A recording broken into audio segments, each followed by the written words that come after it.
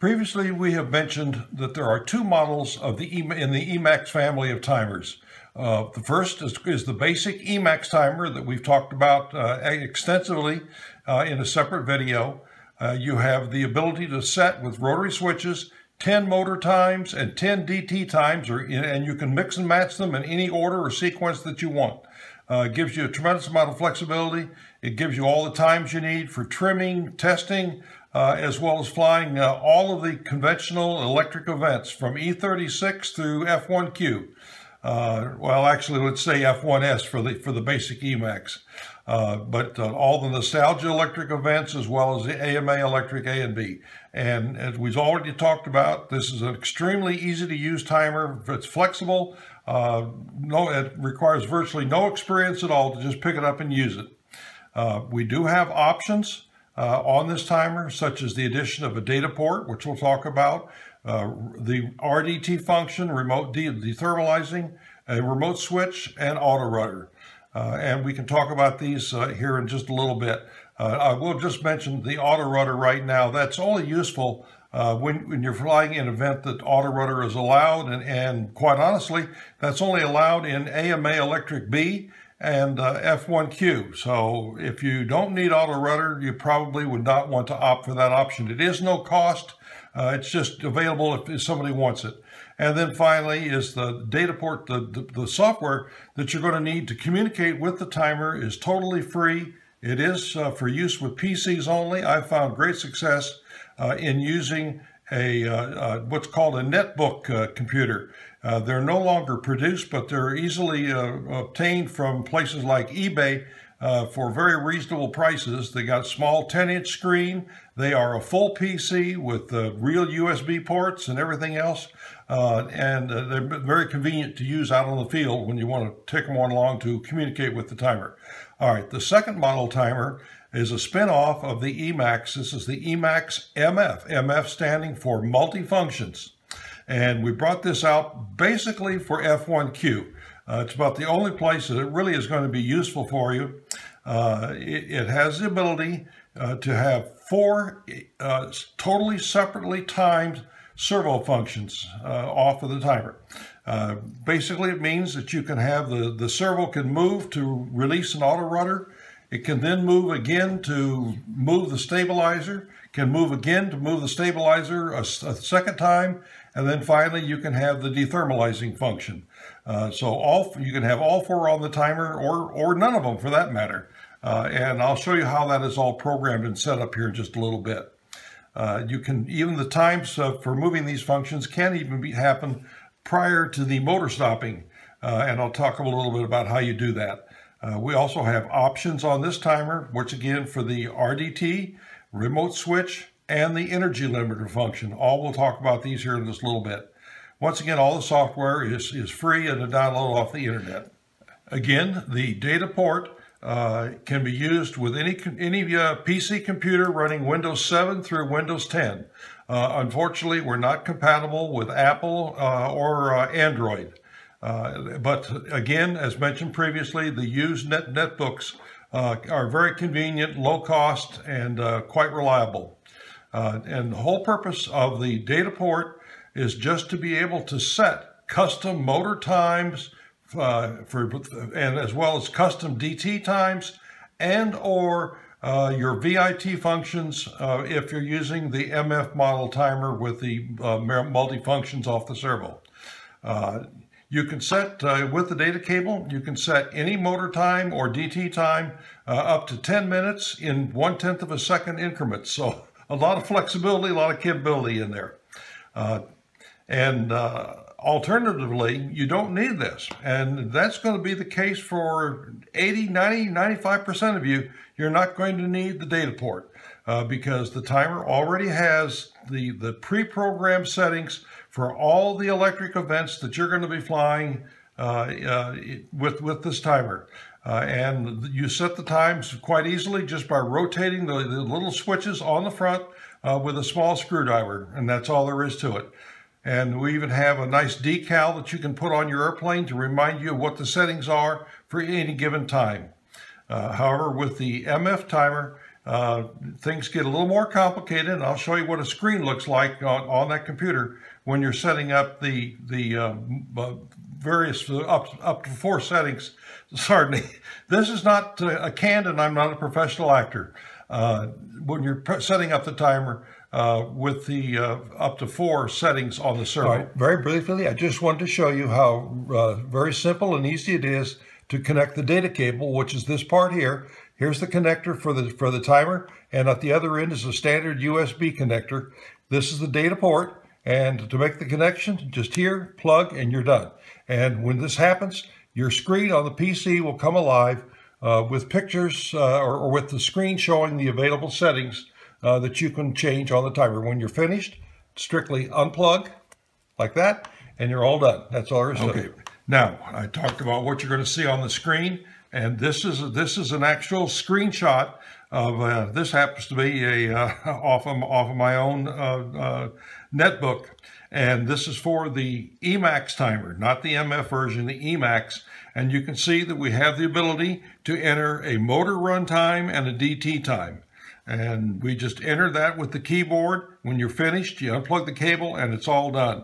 And you're prompted, this says here to prompt for your motor run time. When you've done that, then it'll prompt for the DT time. You'll notice it says times 10. We're entering in 1/10 of a second increments. So, for example, 55 seconds would be entered as 550. And this is another screenshot. This happens to be for the MF model timer, the multifunction timer.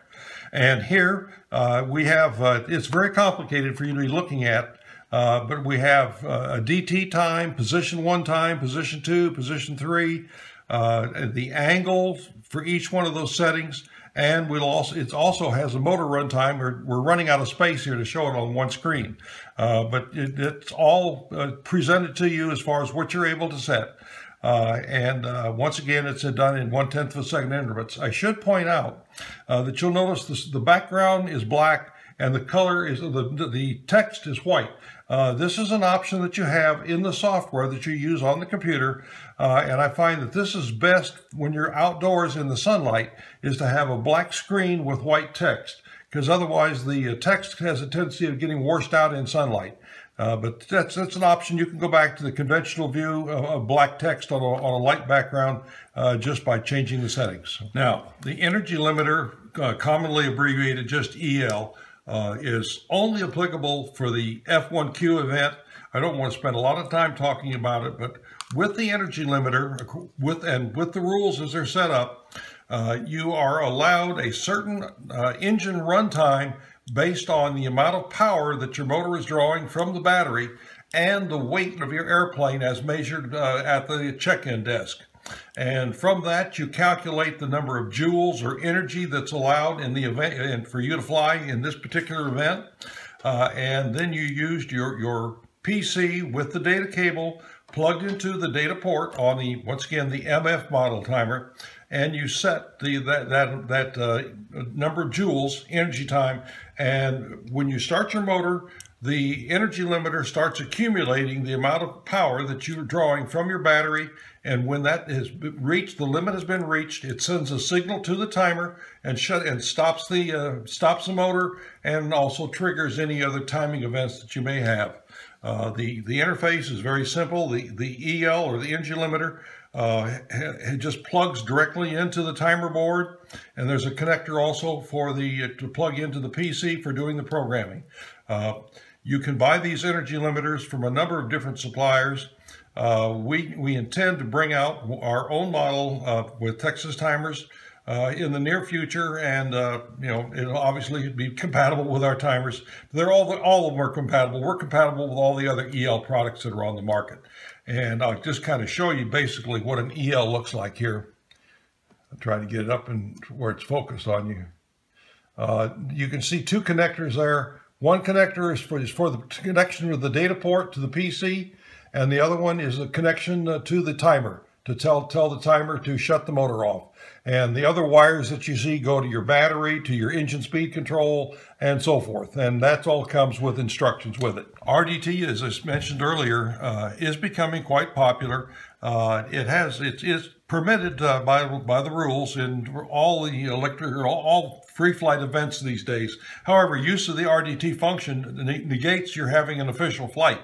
But it does allow you to prevent your airplane from drifting into an area where it may be hazardous or impossible to retrieve, or where you might actually lose the airplane.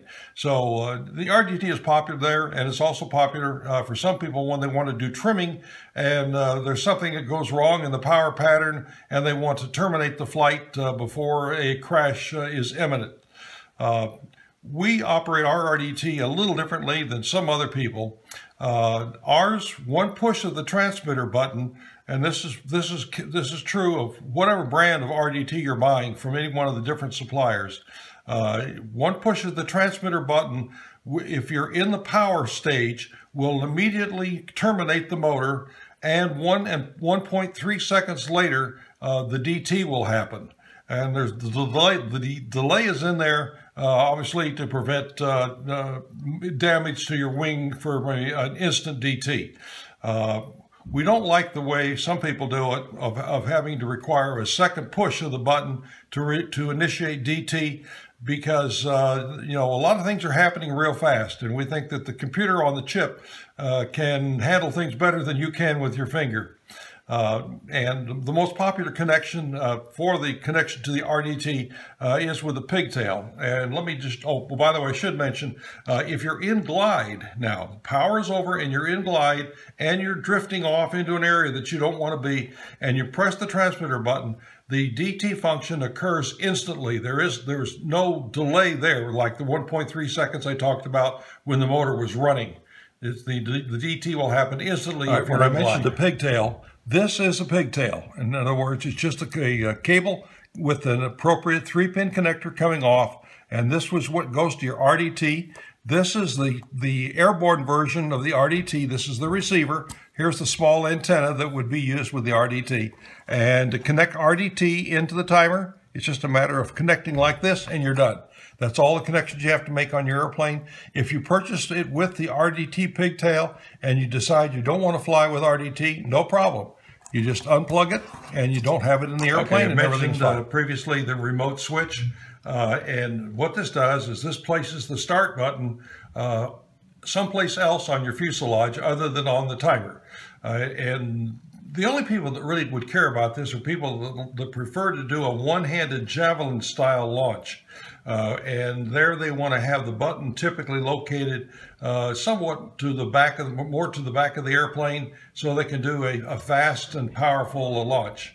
And this only requires we put a 2-pin connector on the board, and then you have to have the switch with a cable going out between the remote switch and the timer. I'm going to show you that right now. This is the connector on the back of the timer board to connect the remote switch.